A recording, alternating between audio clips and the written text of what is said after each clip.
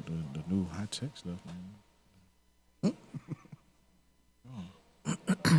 Did you get in touch with V, or do I gotta ask her? I got. She said she wanted me to get more give her more details. So I'm just trying to figure out what you want me to let her know. What does she mean by? What ask her, do she feel like she want to come on the show and talk about foster care experience? If not, it's fine. But okay, cool. Yeah. Well, when is that show? Next week. Next week. Okay. Yeah, there it is. We ready? Hey, what's going on Facebook Live? Really? Thank you for tuning in. Urban City Radio. We are here, man. We appreciate y'all. What's going on Facebook Live? Mika Money, what's happening? I ain't seen you in a minute. What up?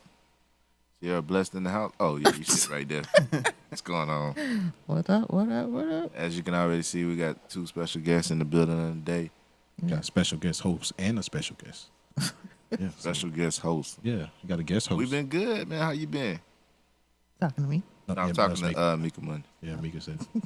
I can't. You got to pull up the Facebook Live. I have it up, but I'm inviting people to see. Okay, well look at that. All you gotta do is hit share. Keep inviting and share because you know you're a celebrity. Mm-hmm. I am not a celebrity. Oh yeah. Watch what happens when you're share. We like 650 million people. Oh, Sierra's here. What? Yes, sir. We ready? Here we go. Yeah, we're actually live on Spreaker right now. Oh wow. Spreaker. Welcome, Spreaker. That's what's up. Cool. Welcome. What's up, Speaker Will? What's going on with you? Thank y'all for tuning in. Thank y'all for tuning in. Urban City Radio. Where we bring you the sounds of Facebook Live, YouTube, Periscope, everybody out there on social media land. Freethinkers. We got a Snapchat. So yeah. We got a Snapchat? I was about to invite AC. I think I'm here. I don't know. Possibility. I'm pretty sure you are. It sounds like it. Yeah. Sierra Mika said, hey. Hey, Mika. I be going in Uh-oh. waiting till I'm my not going last in. breath. I'm a new man and I Not thank silly, God man. I'm not my past self. Fulfilling this checklist, so I check it off with the pen. Never looking for no exes, cause I'm always putting in work. I'ma put in work. I'ma put in work. Right. Gotta die for my God. Watch me put in work. I'ma put in work. I'ma put in work. Gotta die for my God. Watch me put in work. Watch me put in work. Watch me put in work. Yeah, what's going on, everybody? You're now tuned into another episode of Urban City Radio, where we bring you the sound of boots on the ground. I am now taking the place of host in the absence of Jay Will. I am your guy, AC the Future. What's going on, everybody? It's your boy Ice. We got two guests in the building. Go ahead and tell them your name. What's up? This your girl Sierra, blessed in the house. My name is Mo. Word. So we got our guest, Sierra, blessed in the house, our guest host for the night. And Mo Walker is our special guest. We're going to talk about a few things tonight. We're going to talk about crisis in America, past, present. AC, tell them why we do the show. In the words of Jay Will, we believe that there's a resurgence of believers being called back into the city, and we're here to highlight urban missions and urban missionaries and how Christian rap both plays a part into that as well. So we thank y'all for tuning in, man. Like you said on the day, we're going to talk about crisis in America. You're going to understand why exactly is Mo Walker here today. So we're going to definitely highlight that. We ask that everybody that's tuning in on the live post, make sure you invite your followers, man. We thank y'all for tuning in. Somebody says, hey, blessed in the house. So, yeah, make sure y'all continue to lock in, man. We got a great show tuned in for y'all. We'll be right back. This Urban City Radio, where we bring you the sounds of boots on the ground. Boot up. Boot up. Yeah, man. Tell my son I say what up. Okay. Yeah, now somebody says, Z said, hey, daddy. Oh. It's a little behind growing up. Miss Chosen say, hey, blessed in the house. In the house. It's chosen. No, she said, blessed in the house. And she got the smiley face with the sunglasses. With a flex. With the flex. And I think she's flexing. She said, in the house. So, Sierra. Yeah, she spelled the name wrong. No, she spelled her name right. So, blessed in the house, in the house. Oh, blessed in the house, in the house. Oh. It's the, but you know. Yeah, I can't see. I'm still inviting people. Man, come on, man. We do stuff for people. But yeah. So, y'all, I want to thank y'all for tuning in to Urban City Radio. Catch us every Wednesday night, 8 p.m. Of course, we're on YouTube Live. We're on Facebook Live.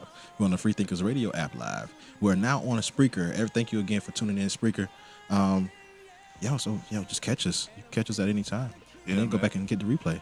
Yeah, so if you're on YouTube, make sure you hit that like button. Make sure you share. If you're on Facebook, make sure you hit the hearts. Make sure you jump in the comments. Let us know what you think about what we're talking about. Make sure you hit that share. If you're on Periscope, give us some hearts and make sure you invite your followers. Every form of social media. If you're watching this now, make sure you invite somebody else so they can join in on the conversation. We appreciate everyone, and make sure you tune in every night at Wednesday at 8 to listen to the live recording of each and every show. Man, we're here every night. And Hey, my wife said hey. I gotta say hey because if I don't say hey, it's gonna be a problem when I get home. So hey, babe, thank you for shouting me out on Facebook. She said hey y'all, but I want to make sure she knows I said hey. Hey sis. But yeah, again, tune in Freethinkers Radio on Monday nights, Urban City Radio on Wednesday nights. And we're gonna have a good time. We got a great show tonight, man. So I hope y'all, if y'all have any questions, comments, or concern, please post them. And on Facebook Live, we'll hit you up. All right, and we're back. Listen, if you're not following us on Facebook Live or other forms of social media, make sure you hit us up. You follow us on the page, Freethinkers Radio. We have a lot of great insight that happens behind the scenes, and we would love for you to be a part of the conversation. So for today's show, the topic is Crisis in America, Dirty Water, Flint, Michigan. Before we get into all that, I want to make sure that we understand who we have on the show. Everybody may be familiar with Sierra Blessed in the house, but I definitely want to give time to introduce Mo Walker. So Mo Walker, go ahead and tell them who you are and what it is that you do. Thank you. Once again, I'm Mo Walker. Me and my bro, Tyrone, he's on the live feed. But we started a nonprofit called Project Flint. We've been going up and raising money to purchase fresh water for the residents up there, to do our part and do what we can to fix the Flint water crisis. And we're taking our second trip up there the first weekend in June. So. Word. So tell them who you are, Mo Walker. Tell them about Mo Walker. Mo Walker. Well, I'll be 27 in about a week and a half. All right. So, Happy birthday. and you know, I'm a writer, thinker. I'm in school. I work. Just a regular person. All right. So we definitely appreciate that. So that's just a highlight of the direction that the show's getting ready to go into. So we wanted to go ahead and get that out there. But starting off, and we want to just talk about crisis, tragedy that happened. Now, for the past couple of weeks, we've been dealing with tragedy in some shape or form. We started off first with talking about how tragedy can hit home, where you're the person dealing with tragedy that hits your family. You may have a loved one that's sick, and we talked about how you can deal with that from an emotional standpoint, how that can cause you to go into depression and other sorts of things. Then the next week, we talked about coming from rock bottom, where we talked about dealing with certain tragic events that happened to you personally and overcoming those things and making it work for your good. Today, we want to come from the standpoint of tragic hitting a nation, a city, a community, and what that looks like, and especially how that looks when certain things that were supposed to be in place to help alleviate some of the pain from said tragedy doesn't actually happen the way that it should, and how the community should respond. So with all that being said, I want to definitely go back to 2005 when Hurricane Katrina hit New Orleans. Anybody here remember what that was like? Because I think a lot of us, we were here. So what was that like for you seeing that on the news? On TV, man, it's like it's crazy. You know what I'm saying? It's like how did that happen? How did that how is so much water there? You know what I'm saying? Right. Like that's a lot. That was a lot of water. People on top of their homes. Like it's first things first. It was like shock, and then it was like emotion. You know what I mean? Like you couldn't imagine yourself being in that situation. One thing I want to note is it says Hurricane Katrina was the costliest natural disaster and one of the 5 deadliest hurricanes in the history of the United States. It's currently ranked as the 3rd most intense United States landfalling tropical cyclone, behind only the 1935 Labor Day hurricane. It says over 1,245 people died through the hurricane and subsequent floods. So it's considered one of the deadliest since 1928. And it did over $108 billion in property damage. So just with those statistics out there, imagine, the shock that it brought to the land when you think about how many people died, how much damage took place. Knowing just by looking at statistics, you don't have to be there. You can look at the statistics and know that it was a very tragic moment in the history of U.S. Right. But it's not so much just the hurricane itself that makes it such a tragedy, but it's the things that we think about as in the response of the government during that time. I think for one, because if you go back to the history of what happened, the levees broke, which caused even more damage, even more deaths. But a lot of people were, I guess, disappointed in the response of FEMA. They're disappointed in how the government of New Orleans and the other cities and surrounding governments, how they responded. You think about all of the gang riots and all the other things that happened. These are all tragic events that happened during that time that made what was already a tragic event even more, I guess, hazardous, more strenuous, and more stressful for people during that time frame. You got to look at it too, man. Like when you look at it, you like you said, you gave the stats and what the stats did, but could it been prevent? Could some of those deaths could they been prevented? Is there a way that some way they could have left early, got it evacuated early? Could a government official stepped in a little earlier, said let's do this, let's do that, or was it the point of where it's just like took time for it to happen? You know what I mean? Yeah.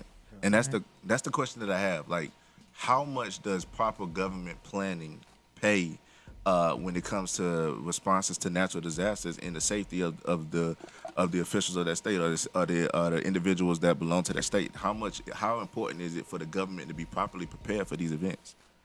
It's very important. I think a lot of times people in the government, they aren't prepared for something. Like, it's almost like something has to happen before they're like, okay, this is what we need to do. So it's like, because of that, I mean, I'm sure things have improved since then, but unfortunately that event had to happen before they were able to, like, the aha moment, like, oh my gosh, we weren't prepared. You know what I'm saying? So, Go ahead, Mo. Yeah, well, I also think, if I go to work and I don't do what I'm supposed to do, I'm going to get fired. Yeah. So the government is supposed to be by the people, for the people. Our taxes go to pay these people. So I think you should do what you're paid for. Shouldn't be any emergencies you don't know how to handle if your job is to manage that city or that state. That's your job. So. And I think, and it's kind of funny that you brought that up, because if you go back to the history, you do a little fact checking about different things that took place. Like I said earlier, the levees breaking was one of the things that made it even more catastrophic than just the fact that the hurricane. But there was even studies that showed that the reason why the levees were not able to hold was because they went to take a cheaper route about building the infrastructure of the actual levee. So they did it as a cost-effective way rather than putting more money into its defenses and making sure it was actually sturdy enough to, I guess, withhold said hurricane hit. So you think about that, and you think about how many lives were lost because of that precaution that they took, because of them making a choice to take a less cost-effective route, and how much it actually ended up costing them in the long run. When we look at how our lives are basically placed in the hands of the decisions that the government makes, and then when they turn around and make decisions like these that at any given time to the natural disaster occur, it could cause us to begin to be put in a situation that lives can be lost, and we're left basically in the mercy of them. And if they're not ready to respond, we're even more left to the mercy of the current condition. It brings about, I guess, to me, a desire that we should be way more involved in what's going on in politics, what's going on in government issues, and being more aware of what types of plans does the government have in response to natural disasters. But that's what we talked about. We talked about this before during the election time process. Making sure you have the right people in there. You know what I mean? Like, go out and vote. That's a big thing. But then you have those that, just like you said, like Mo was saying, that you get paid to do this job. You know what I mean? If you're getting paid to do this job, like if I go to work tomorrow and I don't do my job and I just get up and walk out, I'm not going to have a job to Friday morning. Right. You know what I'm saying? Yeah. So, I mean, it's like you see this going on, and we was reading the article, looked over the article before. The governor had, with the Katrina thing, the governor had ample time to do evacuation process. He didn't want to evacuate with buses. He didn't evacuate a day earlier, which could have saved lives. I mean, what do we do, and when that happens, you know what I mean? right. And I think that's the question that we definitely want to answer on today is what do we do when we're caught in situations like that, where we can see clearly that the government has not responded in a way that we feel that they should. Because when you're thinking back to Katrina, it was an eye opener for us as a country, as a nation, to just how our government can be very unprepared for stuff like natural disasters, and that does not change the fact that there needs to be immediate reaction. There needs to be immediate security brought back to the lives of the people that lost. There's still funding and finances must be brought to the place where a lot of people suffered great negligence. So it's like it doesn't change the fact that something needs to be done just because the person who we look to respond is not responding. There's still an issue, and so somebody needs to step up. So when we're getting ready to go into break, but when we come back from break, I want to talk about another disaster that happened, but I want to talk about what's been recorded as a response that took place after said disaster, and then that is going to kind of catapult us as we continue to talk on the subject. And like I said, we're talking about crisis in America, but we'll be back. This Urban City Boot Up. Boot up. What's going on? Big Red. Big Red, man. What's Big going on Red. with you? Dr. Digital Adams, thank you for tuning in. Make sure you hit that share button. Make sure you invite your followers, man. Hit us up in the comments, man. If you got a personal experience about a situation where you felt like had the government responded a lot better, things would have been better for you, or what we should do in situations when the government doesn't respond the way we should. Make sure you post it in the comments. Yeah, man. And thank you again for tuning in to Urban City Radio. Big Red, man. Hey, we got to get the single played on the show, man. Just throwing it out there. Just throwing it out there.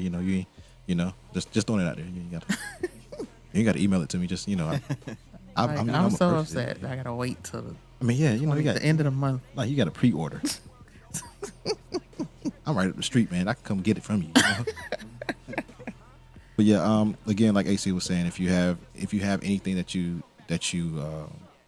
went through during this time frame, if anything that happened here, a personal tragedy could be something huge. Also, people will think that a personal tragedy can affect you as more than more than a lot of things. Right. Especially even though the government, like, we look at it on a daily basis, in the streets or whatever, where you have cats just getting killed, or like what happened with the Alton Sterling case. The officers weren't tried, or they weren't indicted or anything, right? I can't remember exactly, but they weren't charged for murder. Right. So you got to look at things like that, where what do we do as a community?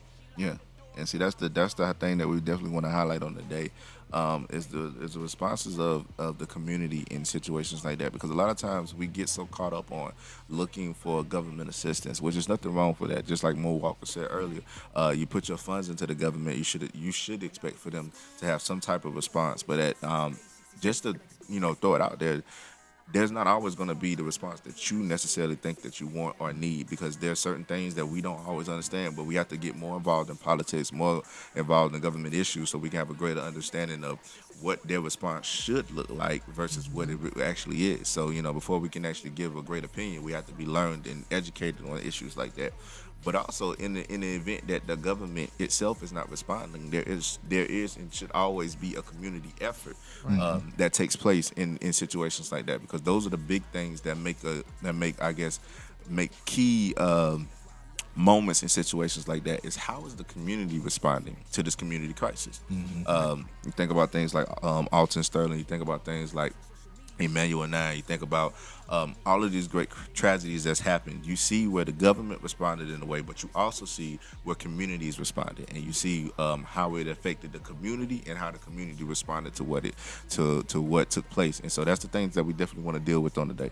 Right. And I think history kind of shows, just in the aftermath of certain tragedies like that, 8 out of 10 times the highlight is on the community action, not the government action, because the government really hasn't been doing what needs to be done in the proper way.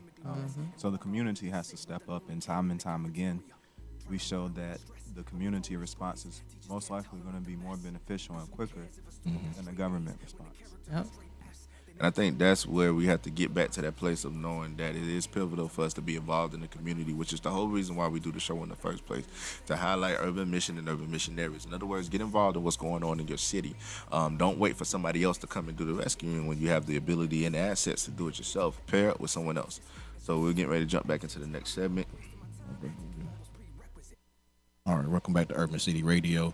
Having a great talk during the break. If you have not tuned in to Facebook Live, please tune in every Wednesday night because you do miss some things on Facebook Live. But as we were talking about, we're talking about crisis in America, what the government does and what the response from the government side. But now we're going to go into a little bit, talk about how the community responds also. Before we jump into that, I want to, Mo, there was something you said off air about community efforts. Say that again for us. Just in the aftermath of certain natural disasters and tragedies in the United States, history, time and time again, shows us that 8 out of 10 times, if not more, what's highlighted is the community response, because a community response is most likely going to be quicker and more effective than a government response, and that's just what history has shown us time and time again. Yep. And with you making that statement, we're going to jump into another time in, I guess, U.S. history. This sound like a U.S. fit, but 2 years ago, no, it's 3 years ago now. 3 years ago, in Atlanta, there was I think it was a snowstorm. Yeah, there was a snowstorm that happened in the South, where in Atlanta, the I-20 was shut down, and it was shut down for about 2 days, where there were school buses that was there that still had children on it. There were people that was stranded. There were, because of what they said happened, there was a 18-wheeler jackknife and basically blocked the whole interstate. But then because of the actual storm itself, so they just had a lot of people stranded. It looked from what they were saying, it was from the helicopter view, it looked like a parking lot on I-20. Yep. And I don't know if everybody remembers it, but I remember seeing it, they were saying that the kids were stuck on the bus. The kids had been on the bus for almost 20 hours for, without food, without water, So they had to send the National Guard in, but then some of the National Guard had to go back out because they had to go distribute blankets, MREs, which is the made ready to eat meals. So the people in the community, there were hardware stores, there were other grocery stores, were opening their doors for the people to come and get food and be able to have a place of warmth because they were outside in the cold for that long period of time. So the community, from that standpoint, you see where the community steps in. Yeah, and that's the thing that we definitely wanted to show was in that situation, you saw where the government, you see clearly that the government was not prepared for a situation like that. I don't think, especially when you think about southern weather, we don't expect to get heavy snow. Right. So that was something that was very unexpected and something that the government was not prepared for to respond in our neck of the woods. But when it happened, you see that the government responded at best that they could, and I use quotation marks when I say that. But you also see where now the community steps in and says where the government is not able or the government is not doing, that's where we step in and we begin to take up some of the load, take our parts. Churches, like you said, churches, hardware stores, all of these different places, different business and organizations begin to open up their doors to give these people a place to stay and somewhere to get warmth while the government is working on a way to clear up the roads and deal with this crisis. Now, jumping ahead in a similar situation, what happened here, in the Columbia, I think it was maybe a year or two ago.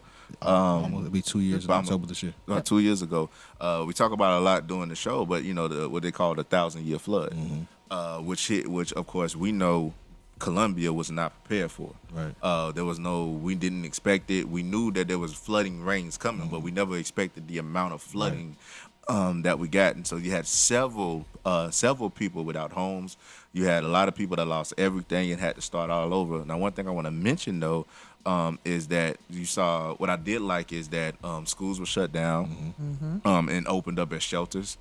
One thing that I liked is you saw where churches begin to become distribution centers, where people could come and get supplies and necessary things that they needed, clothes, water, because that was one thing that in that situation where a lot of people went without. They went without water because of the pipes beginning to rust and burst because of the flooding and all of those different things. Roadways, people couldn't get to work because of the roadways being cluttered. So all of that were things that we dealt with when that happened. What was some of y'all experiences during that time when the flood hit? Before we do that, I want a big shout out to Nikki Haley for what she did. I respect her for this tragedy that happened here in Columbia, because, like you said, she shut down the schools, making them to shelters. Right. She shut down 26 and had people driving on both sides so that people can be evacuated to get somewhere safe. So just in case, you know what I'm saying? And like we were saying, it's not, we're not sure it's going to happen. We're not sure it's going to be this big.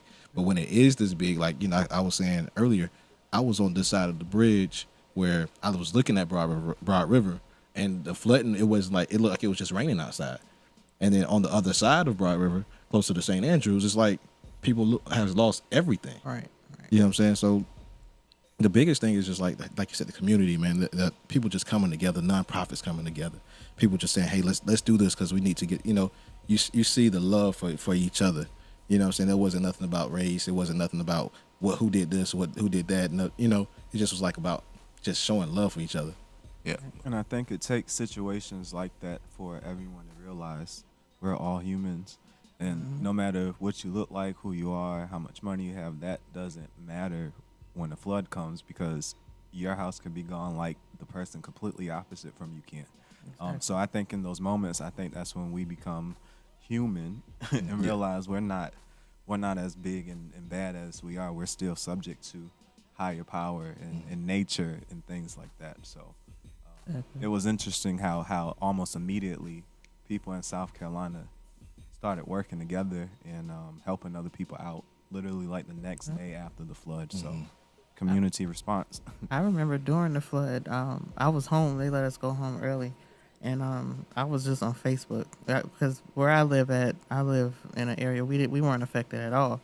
But I remember seeing on Facebook, like, people were posting stuff like, if anybody's out there and they're stuck and, you need this, inbox me. And I kept seeing so much of that. And I was like, wow, it just amazed me. And it was real emotional for me to see that, because I'm like, people just quickly responding. And, the government's not going to respond that fast. Yeah. They can't get to everybody that quickly, But the love that I saw on Facebook, and even some people who actually reached out to me or whatever, like, it was amazing to me. I like seeing stuff like that. People coming together and, like, actually doing something to positively affect other people. Yeah, and I can even speak from a just like you, I can speak from a personal standpoint. I tell the joke a lot. When we got hit by the flood, I was a victim for all of 2 minutes, because it's like my mindset was, oh my God, I lost everything, and then it went to, oh my God, my people in that community lost everything too. Right. And so I started wanting to do more, be out there, try to help them. So I'm out there, I'm telling everybody, I'm seeing people on Facebook post about, if so and so needs this, so and so needs that. So I'm linking up with them. I'm telling them where, I know people in my community that needs it, that were affected. And because the community that I stayed in at the time was actually one of the ones that made national news not national news, but local news for the flooding that happened. Remember the Totino's pizza lady? Yeah. That was my community. So, but I remember, there were times when I went out there, and it was a humbling experience for me. There was times when I was out there and they were out passing stuff. People would come up, they would have food, they would pass out food. Other people would come up, they would pass out supplies, baby formula, baby wipes, baby diapers, whatever. And I was just standing out there making sure everybody got everything. And my neighbor came outside and she was like, "Did you get anything for yourself?" And I was like, "Nah, I didn't get anything." She was like, "Why? You're a victim too." And I was like, wow. It's like I got so caught up in trying to be helpful, I forgot just how much I was affected by it as well. So it's a real life thing, but it's like Mo Walker said, it's like something about crisis stirs up something in us to be helpful and to be more impactful in our community. It's something about it being firsthand and being able to see it and touch it and it being tangible, being somebody that's right there where you say, okay, no longer can I just watch it on Facebook. I can't just look at it and say, oh, that's so bad. But now because it's right here, now I'm like, what can I do to help? What can I do to be involved? And that's the thing that's the whole reason why we do this show, is because that's one of the biggest problems that we have as people. We wait until something happens to be concerned and to be involved. But we need to make sure that we're being more proactive as a community rather than just reactive. It's good to react, but it's better to be proactive, because then when we react, we have more wisdom and understanding when we react to certain situations. I agree. And one thing that was said on before we go into the break, one thing that was said on Facebook was agreeing that Haley did come through. I mean, we all came together, but we need to continue that unity once it's over. Right. And that's the biggest thing about everything. Like, we have to say, hey, we're still here. We ain't going nowhere. We still here. We're still family. Everybody still can love each other. But let's continue doing this. And we'll be right back. Boot up. Yeah, man, because that's one of the things that, like Mo was saying, man, you saw such a unity in the city, but now it's like, even though I can't say there's no division, but I definitely don't see the unity that I saw when that happened. You don't see as many people posting about who needs such and such, or does anybody need this as much as you did when in the midst of that crisis. I want to ask the question, like, while we got a little time in break, what are some of the things that we should do so that we can be more proactive in our community? I think organization matters. I know I have a bunch of ideas, and I know I'm not the only person. So where are we organizing? Where are we coming together? If do we have our own communities or sub-communities where we get together and we say, hey, if another flood comes through, this is how we're going to take care of this street or this community, so we can make sure we're good while we wait on something official to happen. The lines of communication. Do we have other ways to communicate if all the electricity goes out? Do you know who your neighbor is? If something goes on and no one's there, or do you know if they're hurt, or so just, I guess, being aware and coming together and actually speaking. And to add on to that, I think also working, actually working together and not everybody trying to do their own thing. Like, if it not, because everybody can't be all things. So, you have to collaborate with other people sometimes, but a lot of times, and it's sad to say, but a lot of people want to be the one to do it, or the first to do it, or something like that. So they don't want to collab or, team up with somebody else to help, make sure that everybody's good, but, before something goes down or in the midst of something going down. So definitely working together, collaborating. And see, that calls into question, what are your intentions? Yeah, Right. yeah. You want to be famous? If we're all going to, like, why do we all separately have to have a separate name Exactly. for the same cause? Right. If the real reason for us doing something is to make some type of action happen. It doesn't matter who's the face of it. It doesn't matter, what the name of it is. The fact of the matter is, we came, we got together, and we accomplished something. Yep. Yeah, and I think that's a key point that you brought up, man. It's just that you got to get to the place of knowing that it's not about who gets the accolades. It's about the vision. What is the mission? Why are we coming together? And I see that. I think that's something that we see too many times, and that's actually why I think we're so hesitant to get behind so many other people, is because it's like, okay, you're doing this to get your name out, but then what's really going to happen for the community? Right. We had a show. I think it was either maybe 2 or 3 weeks ago that we did about basically the difference between nonprofit and for-profit charities. And a lot of times people don't realize, like, when you donate to a for-profit charity, if you donate $10, 33 cents of that 10 really goes to whatever the charities represent.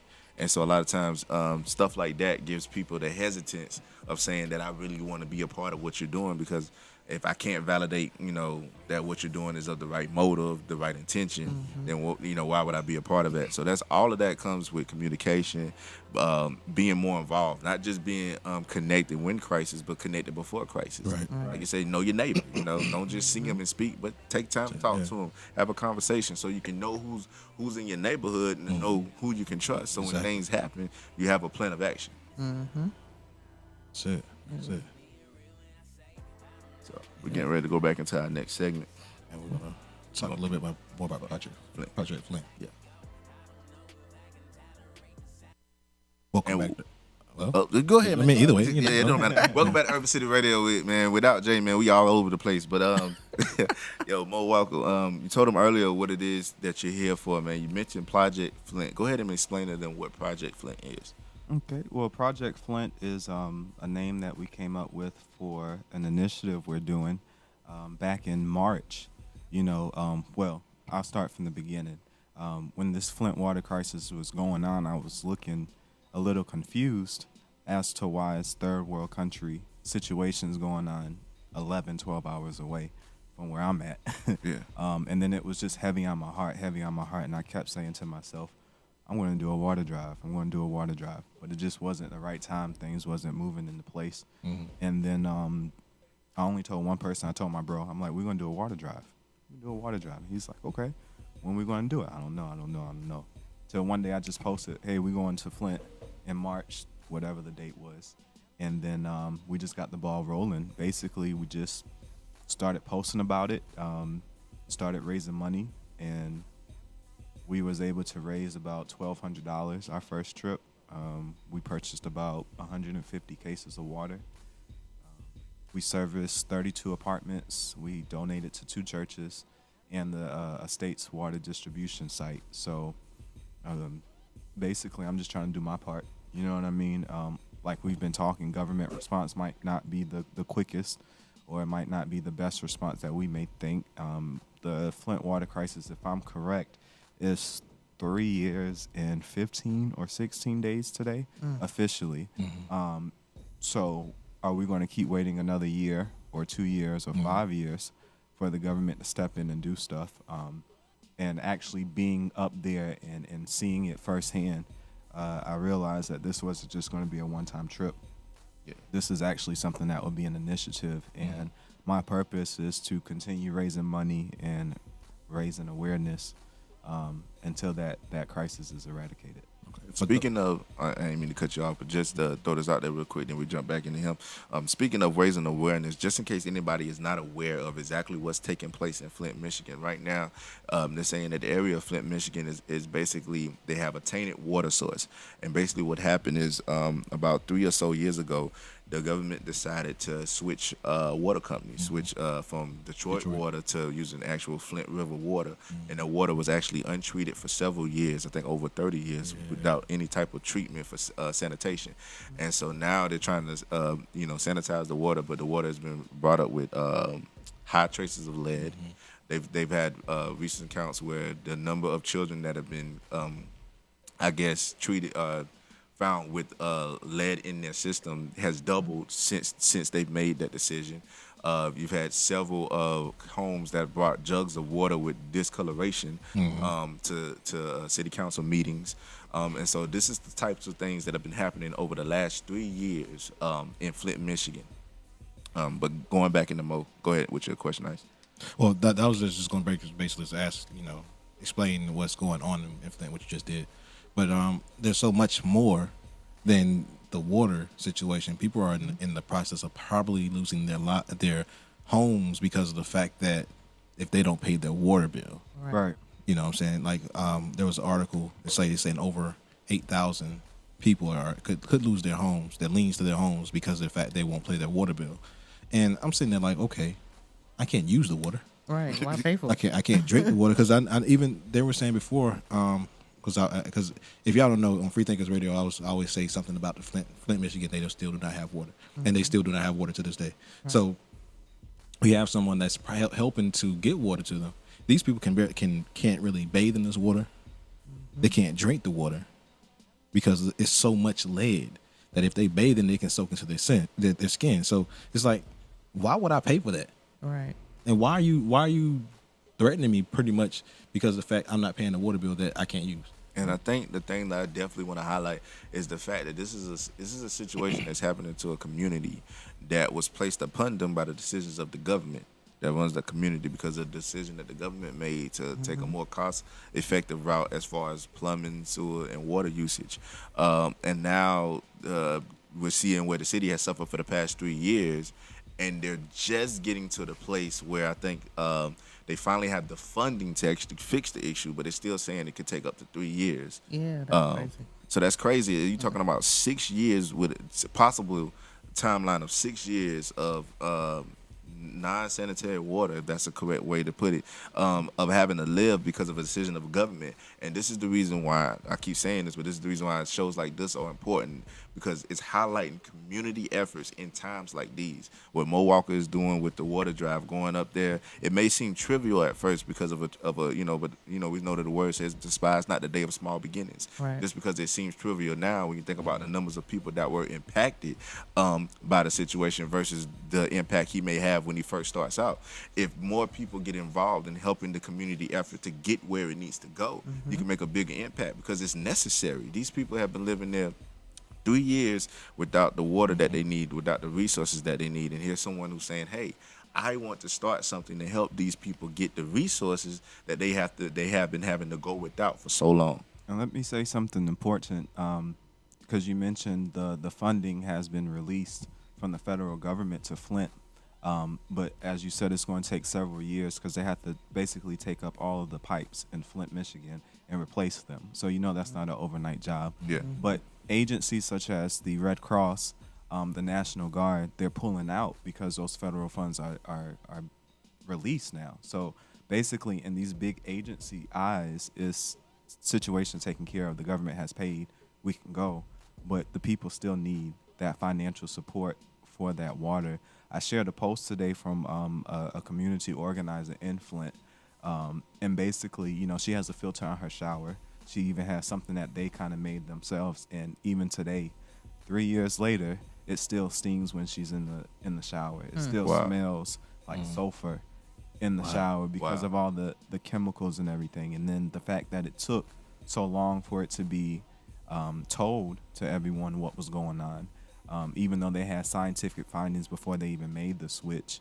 It's just a lot going on. And then when you think about ramifications of it, so if part of the things from lead poisoning is behavior problems, 10 years from now, people who are 5 and 6, they're teenagers now, you're looking at their behavioral problems and you criminalize them, but it all boils down to you trying to save money and switching a water source. Right. So we have to think, even outside of this water issue, what are the long-term effects and how we're going to fix them.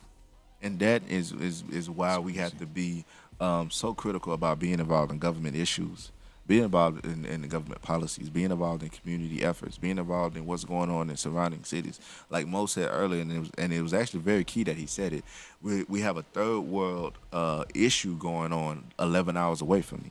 So it's basically like what used to be so far and so impossible to touch, I can get in my car and drive half a day and go see the issue, see the problem, and possibly come up with a solution for the issue.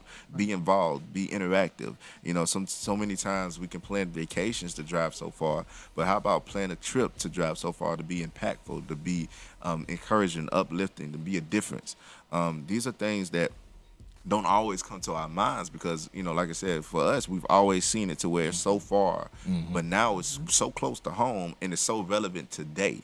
It's not something that did happen. This is not a past event. Right. This is still going, and it's probably going to still be going on for the next several years, even as the government gets in place to now use the funding that they have to now, allocate the resources where it should go. You still have to think about the people that have to go without the water. The people, like you said, so many people are at the risk of losing their homes because they haven't paid their water bills for so long, and so now they're getting hit with this large bill saying either pay this or your your house goes on foreclosure.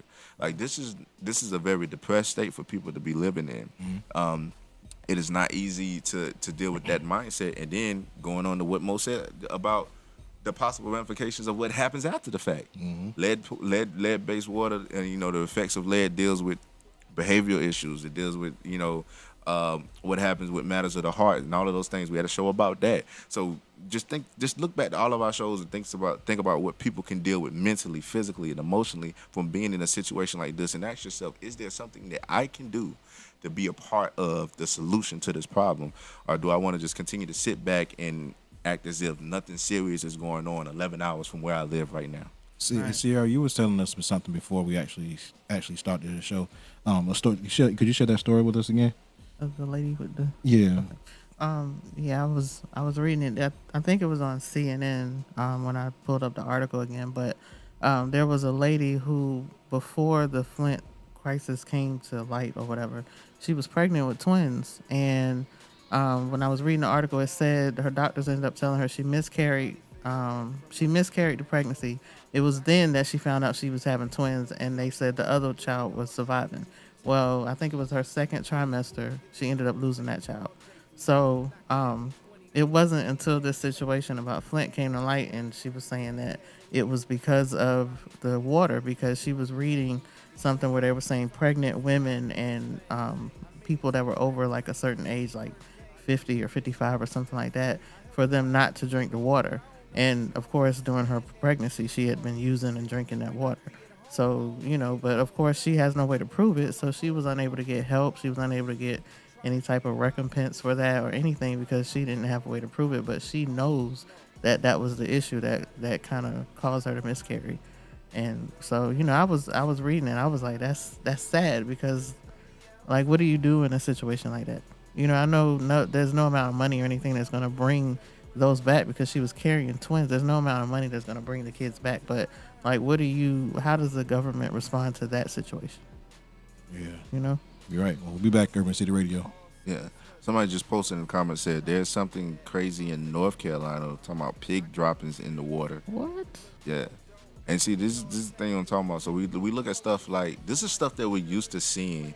No puns intended, but we used to seeing in places like Africa, in the poor sides, right. in the third world countries where we're used to them not having the resources or the funding to do something about it. But to say that something like this is happening in America, and we're still seeing the issue, still seeing the struggle, and it's not because of a natural disaster, right. Not because of a hurricane that hit, not because of tornado or any type of thing like that, but because of a decision made by the government, and it posed such affliction on people, and there's slow response to the government. And then on top of that, we see where, so many people have stepped up to the plate. But where's the overall community effort? Where is the people raising up a standard saying, I want to not just be impactful in helping the community in missions and urban missions, but helping the community in the political stance, like really raising up the power politically to get the decision reverted. No, go ahead. No, I was gonna say I think you might have a lot of people like me, and I'll be honest, like it really wasn't until maybe like the last 3 or 4 years that I became interested in current events or issues like that. I've never paid attention to anything like that, and I think that goes for a lot of people. Like they just don't pay attention, and you see like now everything is out there, so the information is so accessible, like Facebook, and of course you got a lot of fake articles, but you have Facebook, you got shows like this, so people are paying attention now. And I think before it was a situation where people just really, they live in their lives, they're not really concerned about current events or weren't interested. And I'll be the first to admit I was one of those people. So it's like people eyes wide shut. Right. Yeah, and even with Flint, they don't even trust the city government, because after all this went down, within like that first month, the governor's house, that whole area, water pipes fixed. The University of Michigan, within that first month, water pipes fixed. Everything else is not fixed. You have people thinking, well, is this a plot to gentrify this area? Are you trying to get the poor people out of this area and then fix it so you can gentrify the area? It's a lot of mistrust with the government. So that's why the community action is important, in my opinion. Yeah, because we're our only defense, especially if we feel like we're in a government that doesn't defend us. Yeah. Right. We're basically our only defense. But we're getting ready to jump back in. Look, we're back, Urban City Radio. Like I said before, man, if you're not on the off-air discussions, you're missing a lot. Make sure you join the Facebook Live. Make sure you like the page. That way, whenever we go live, you get the notification. You don't have to wait for somebody to invite you. But jumping back into the topic, Mo, you were just saying something off-air. I want you to repeat that for the people that didn't hear. About mistrust in the government in Flint with the city government. The governor's mansion, that area that the water pipes was fixed almost instantly. The University of Michigan, the campus that's located in Flint, the water there was fixed almost immediately. But every other place is not fixed. They don't trust it. You have people, even prominent people in the community, looking and saying, well, is this the plot to gentrify Flint? Are you guys trying to move out? Because if you look at the statistics, the median income of Flint is under 25,000. It's like 24,000 and something. So are you trying to get these lower income, poor people out of this community so you can gentrify, make it more expensive, get a different look of people in the area? You know, this is what's going on. So when they're saying that they're releasing funds to the city of Flint, you know, other people might think that fixes the issue, but that just causes more mistrust with the residents there because they already don't trust the government that's placed them in the situation, yet threatening them to take their houses if they don't pay the water bills. And I think that's a key point to point out because, yes, they have the funds to fix the issue, but they're concerned about... Are they going to do it? No, they're concerned about whether the people who are in the midst of the situation pay the water bill for the water that's the issue that you're trying to fix. You see what I'm saying? You see how crazy that sounds? And this is why, like what Mo Walker was saying, community efforts are so important because when you think about a community effort, we're our line of defense when we feel like the government is not acting accordingly or acting in the way that it should. And it's a two-part effort. It is an on-the-ground, boots-on-the-ground urban mission effort where we're actually in the community supplying the needs of the people, but it is also a political, educated effort where we're able to stand up for the rights that we have as American citizens. And so if you're missing either part, then you leave the community to be viable to see being oppressed in that sector. So it's okay to have people in I guess politics being able to make the power moves that are there, but things like that take time. So meanwhile, people are suffering. On the flip side, if you have people in the community supplying the initial needs, that doesn't change the fact that the politics and the rules and the regulations concerning whatever policy caused the problem still needs to be changed. Yes. So it's a two-part effort, and we have to make sure we get involved in both aspects if we really want to be, I guess, effective when we talk about winning our community. While we still have time, because we're getting ready, we're going into the latter parts of the show, I definitely want to give you an opportunity to tell people how they can get involved with Project Flint. I'm currently working on my website, you know, school and work and all that, so you gotta give me some time. But we do have online giving options. If you go on GoFundMe, you can search Project Flint. We have 2 water bottles that shows one from Flint, one from Detroit. You can see the difference there. You can go do it on PayPal. It's a Project Flint effort. We have the Cash App. A lot of people were able to donate once we got up there and said, hey, we'll do this with this, and that's instant. And, you know, if you're in the Columbia metro area, anywhere in South Carolina or anywhere on the way, I'll personally stop to you and do that because I really feel passionate about this. I really feel like, you know, that money goes strictly to the water. Everything else come out of my pocket and my bro's pocket because at the end of the day, we need to get these people help. And you guys have another trip coming up too. Yeah, we're going the first weekend in June 2nd through the 5th. We drive up there. We purchase the water up there so we can kind of cut down on travel costs. So yeah, we'll be up there in less than a month. So we're gearing up and raising funds. So if you have a business organization, you want to partner with us, want us to come speak to your organization, anything to that nature, you know, I'm Mo Walker on Facebook. You can look me up on the podcast. I'm sure I'm tagged and everything. And my bro has been posting the links to everything too, and I'll make sure I do that. So. All right. Before we go to the break, it was fun, one thing that you said was funny is that the governor's house was one of the first ones that was done. It was I think it was something online where he said he would drink the water. He could drink the water. They did like a live. He said I can show you that the water is good. I will drink it for a month and I'll be okay. But then you make the statement about how the pipes were fixed in the first place. Right. But yeah, we'll be back. Urban City Radio. We'll boot up. I was gonna ask too, because I remember when you went up there, I tried to tune in on all the live videos. I don't remember how many videos you did, but I meant to ask you, like, what was that like? Because I'm pretty sure it was an emotional experience. I'm pretty sure it was an emotional experience, you know, actually coming face to face with those people who were affected. But like, what? Well, I can imagine what was going through their heads and you. And what Tyrone? Yeah, it was going through his head. It was eye-opening. The fact that we were at the apartment complex is set up to where you knock on the door and you leave the water outside the door. They know that people are going to come and deliver water that way because the government's not doing it, but other people, organizations, they just regularly get water back there. Now, I can say the government is taking care of people who are disabled and older. They have programs for those, but if you don't fit into that category, you're kind of on your own. Just to talk with the people, and they actually are sitting there and saying, we know they're not going to fix, this is going to be a long situation to fix. They have to take up all of these pipes downtown.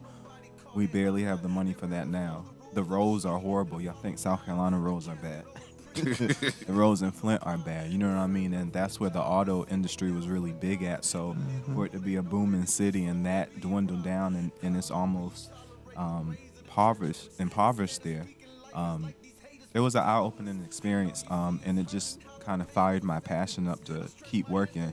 You know, I thought it was a one-time trip, but when I got there, I realized, no, this was going to be a continuous process. So when we get back, we almost time to go back now. We're back now. We're back. We're Urban back. City Urban Radio. City Radio. Listen, man, we've had a great show. We're in the final segments of the show. I want Mo to bring that back up that he was just sharing with off air, though. Talk about what it was like for you when you met the people.